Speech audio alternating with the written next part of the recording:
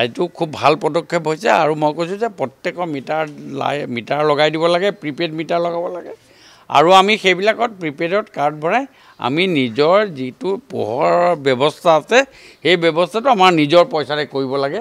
এইটোৱে আজিৰ ডেটৰ প্ৰাসংগিকতা। মুখ্যমন্ত্ৰীয়ে যিটো ক'লে এইটো অতি সুন্দৰভাৱে মই সমৰ্থন জনাইছোঁ। নাই, এইটো ভাল পদক্ষেপ।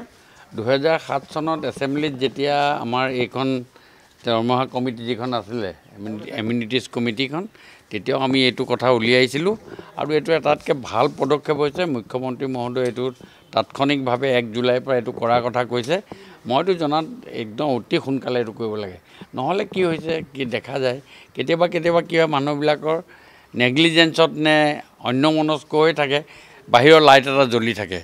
সেই গোটেই কথাবিলাকে আমাৰ অকল লাইটটো জ্বলি থাকোঁতে 2 পইচা খৰচ হ'ব সেইটো কথা নহয়।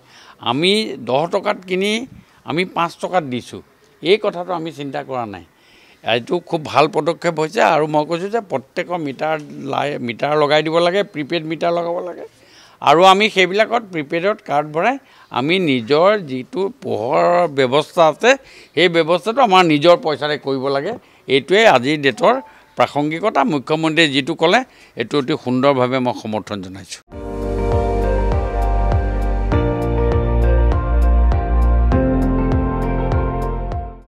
আপুনি চাই আছে ND24, সৰ্বশ্ৰেষ্ঠ নহয় সৰ্বোত্তমৰ দৌৰ।